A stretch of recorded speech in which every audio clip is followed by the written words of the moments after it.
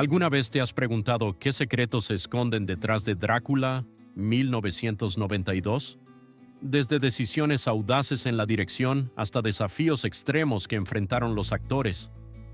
Hoy te traigo 15 datos sorprendentes que cambiarán por completo la manera en que ves esta icónica película de terror gótico. Prepárate para descubrir historias inesperadas. Número 15. Tom Cruise rechazó el papel principal. Cuando Drácula, 1992, estaba en pleno proceso de preproducción, Tom Cruise fue considerado la primera opción para interpretar a Jonathan Harker, el joven abogado que se enfrenta al terror del conde Drácula. Cruise ya era una superestrella gracias a Top Gun y nacido el 4 de julio, pero sorprendentemente rechazó el papel. ¿La razón? No quería quedar encasillado en papeles relacionados con vampiros después de haber protagonizado Entrevista con el vampiro solo un par de años antes. Aunque Entrevista con el vampiro no tuvo tanto éxito inmediato como Drácula, a Cruise temía que hacer otro filme de vampiros lo etiquetara como actor de un solo género. Además, su calendario estaba complicado con el rodaje de Un Mundo Perfecto de Clint Eastwood, lo que lo obligó a declinar el papel. El estudio no se dio por vencido. Buscaron a otros grandes nombres de la época, como Christian Slater, Johnny Depp y Brad Pitt. Sin embargo, todos ellos también rechazaron el papel o tenían otros compromisos. Fue entonces cuando la producción giró hacia Keanu Reeves, a quien en ese momento había alcanzado una gran popularidad con Punto Límite, 1991, pero cuya elección fue vista con escepticismo. Reeves no era el actor más obvio para un papel de héroe romántico, y muchos lo consideraron un riesgo, dado que su acento británico también se convertiría en uno de los aspectos más comentados y discutidos de la película. Sin embargo, como sabemos, esta elección, aunque controversial, se mantuvo y se convirtió en una de las más características de la película, sumando una capa de vulnerabilidad al personaje de Harker que quizá no habríamos tenido con Cruise. Número 14. Winona Ryder casi se ahoga por el corsé. El proceso de filmación de Drácula estuvo lleno de desafíos físicos, y uno de los más extremos los vivió Winona Ryder. Para interpretar a Lucy, Ryder debía usar corsés victorianos auténticos, ajustados hasta el límite para dar una apariencia históricamente precisa. Sin embargo, la rigidez de estos corsés no solo le causaba incomodidad, sino que casi le cuesta la vida. Durante una de las escenas en las que se muestra una tormenta, Ryder, que ya estaba luchando por respirar debido a la presión del corsé, perdió el conocimiento. En ese momento, su cuerpo comenzó a caer hacia el suelo y estuvo a punto de golpearse la cabeza de forma fatal. Los médicos de la producción tuvieron que intervenir rápidamente, cortándole el corsé con tijeras para liberarla. El incidente fue tan grave que Ryder se puso completamente azul y, tras recibir primeros auxilios, logró recuperarse. A pesar del susto, los problemas no terminaron ahí. Ryder sufrió costillas magulladas y continuó con problemas respiratorios durante varios meses después de que terminara el rodaje. En sus entrevistas posteriores bromeó diciendo: "Casi muero por la moda victoriana", aunque aquellos que presenciaron el accidente sabían que no había nada de cómico en la situación. Fue un recordatorio de los sacrificios que muchos actores hacen en nombre del arte, pero también de cómo las decisiones de vestuario pueden tener consecuencias inesperadas y peligrosas en un set de filmación. Número 13. Coppola rechazó por completo los efectos digitales. Cuando Francis Ford Coppola aceptó dirigir Drácula, 1992, tomó una de las decisiones más radicales de su carrera. A pesar de que los efectos digitales ya estaban ganando terreno en Hollywood, Coppola decidió por completo rechazar su uso. Esto sorprendió tanto a los ejecutivos del estudio como a muchos en la industria. En lugar de optar por CGI, Coppola volvió a las técnicas clásicas del cine mudo: trucos de cámara, espejos, proyecciones y maquetas a escala. La industria de Hollywood de los años 90 no entendía por qué un director tan renombrado como Coppola rechazaba los avances tecnológicos en favor de métodos antiguos. Los ejecutivos no podían dejar de recordar que es 1992, no 1922. Tenemos computadoras, y se sentían convencidos de que el uso de CGI habría hecho la película más moderna y espectacular. Sin embargo, Coppola defendió su decisión de manera firme. Según él, los efectos clásicos le daban a la película una atmósfera única, una sensación onírica e inquietante que no podía lograrse con la tecnología moderna. El uso de estos efectos tradicionales no solo acentuó la sensación de estar viendo una pesadilla victoriana, sino que también ayudó a crear una estética visual que se alejaba por completo de los estándares del cine comercial de Hollywood. De alguna manera, Drácula se sintió más como una obra de arte que como una película de terror convencional, y ese toque artesanal fue clave para el impacto visual de la película. La decisión, aunque aparentemente arriesgada, le dio a Drácula una singularidad que la ha hecho destacar durante más de 3 décadas. Número 12. Gary Oldman pasaba 6 horas al día en maquillaje. Gary Oldman pasó entre 4 y 6 horas al día sometiéndose a un exhaustivo proceso de maquillaje. Para la versión anciana de Drácula, usaba prótesis pesadas que cubrían completamente su rostro, dejándolo irreconocible. El maquillaje era tan denso que Oldman sufría dolores de cabeza constantes y graves problemas en el cuello. Durante las escenas al sol, el calor derretía el pegamento del maquillaje, requiriendo retoques frecuentes. Oldman perdió varios kilos debido al estrés físico que causaba el maquillaje, lo que convirtió esta rutina diaria en una verdadera tortura. Número 11. Keanu Reeves odiaba su acento británico. Keanu Reeves tuvo problemas durante toda la producción para conseguir un acento británico adecuado. Sabía que su interpretación no sonaba bien. Coppola contrató un entrenador de acento que trabajó con Reeves durante horas, pero el resultado nunca fue natural. Reeves estaba tan frustrado que pensó en abandonar el proyecto, confesándole a Coppola: «Estoy arruinando la película». El director lo calmó, diciéndole que Jonathan Harker es un provinciano, puede sonar raro. Décadas después, su acento se ha convertido en uno de los aspectos más comentados de la película, y según Reeves, lo toma con humor. Número 10. Anthony Hopkins improvisó por completo su locura. Anthony Hopkins, en su interpretación de Dr. Van Helsing, decidió que su personaje debía ser tan excéntrico que rozara la locura. Constantemente improvisaba comportamientos extraños que no estaban en el guión, saltando, gritando y riendo sin motivo aparente. Coppola le dio total libertad, diciéndole: «Haz lo que quieras, Tony, sorpréndeme». Los demás actores nunca sabían qué esperar. Hopkins los mantenía genuinamente desconcertados y fuera de balance.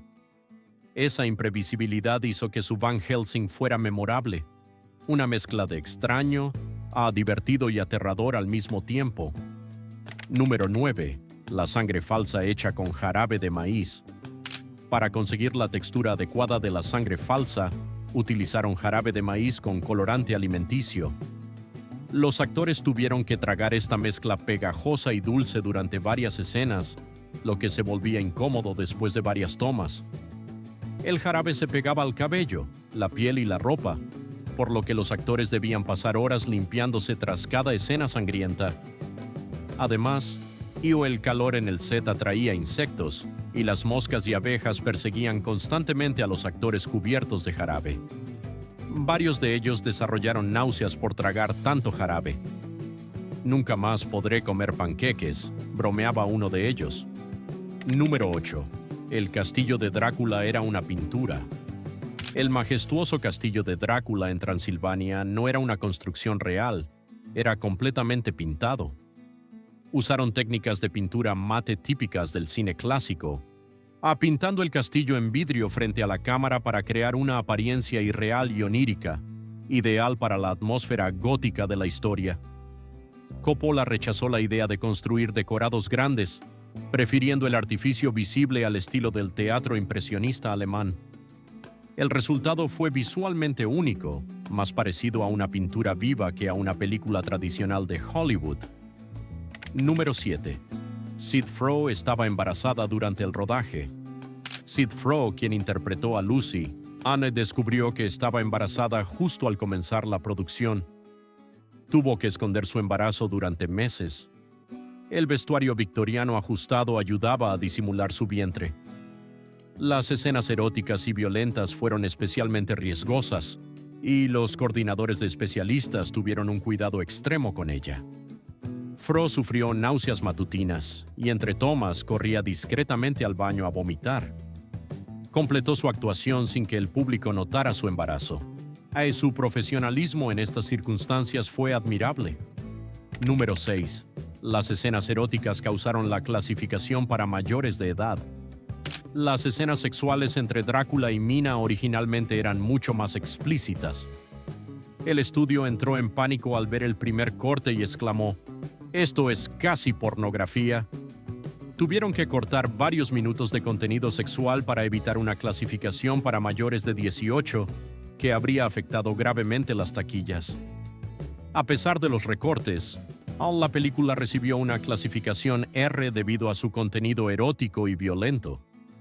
Coppola defendió el enfoque erótico explicando: «Los vampiros son símbolos sexuales. Eliminar eso sería deshonesto». Número 5. Mónica Bellucci debutó como vampiresa a los 27 años.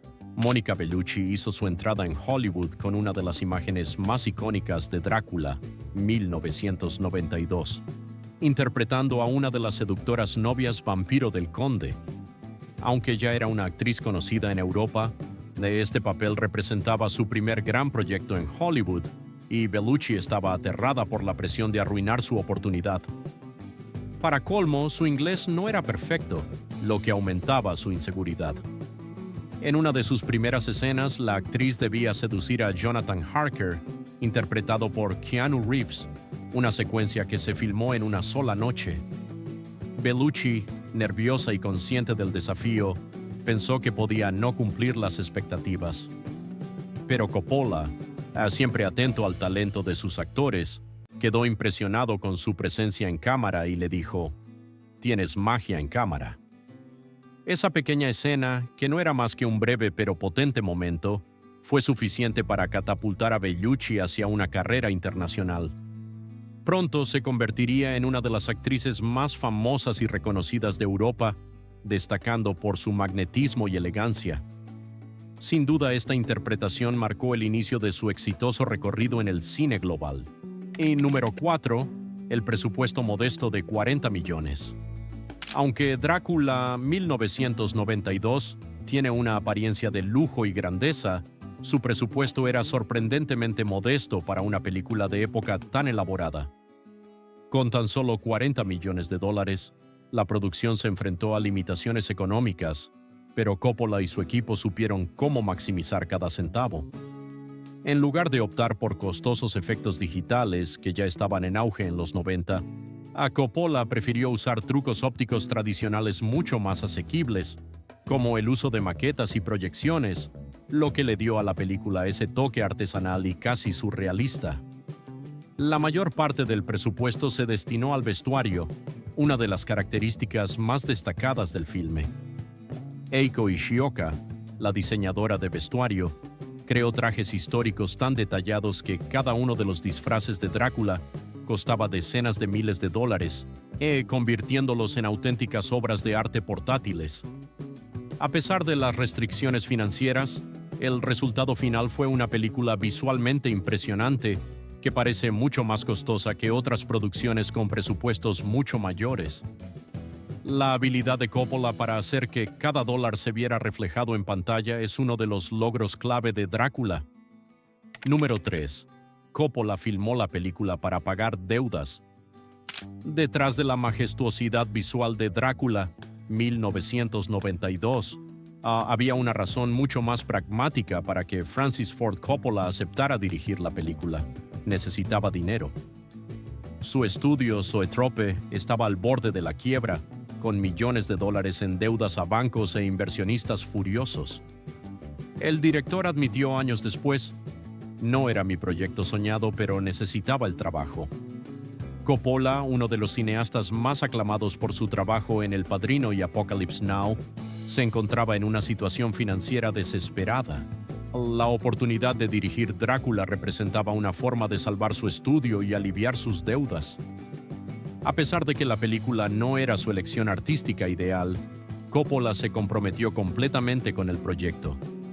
Su visión para Drácula resultó ser una mezcla de arte visualmente ambicioso y un enfoque personal que, irónicamente, terminó convirtiendo el proyecto en uno de sus mayores logros comerciales. La película recaudó $215 millones a nivel mundial, salvando las finanzas de Coppola y asegurando su legado como director, a pesar de las dificultades económicas que enfrentaba. Número 2. La victoria inesperada en los Oscars. Drácula, 1992, dirigida por Francis Ford Coppola, fue una de esas películas que, aunque deslumbró visualmente, no generó un consenso inmediato en la crítica. Al principio, muchos la consideraron una adaptación demasiado estilizada y opaca, centrada más en la estética que en la historia. Sin embargo, con el paso del tiempo, la película fue reevaluada y lo que al principio parecía una apuesta arriesgada de Coppola terminó ganando el reconocimiento que merecía.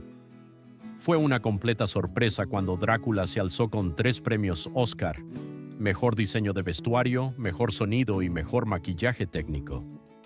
Estos premios resultaron aún más sorprendentes porque, a pesar de su impresionante puesta en escena, la película no era vista como una favorita para categorías tan técnicas.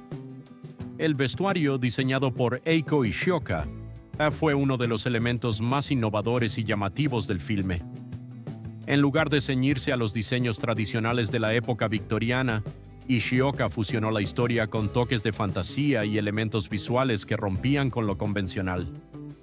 Los trajes, como el de Drácula, eran exagerados, pero con una precisión y detalle que no solo impresionaban a la vista, sino que también jugaban un papel fundamental en la creación de la atmósfera de terror gótico de la película.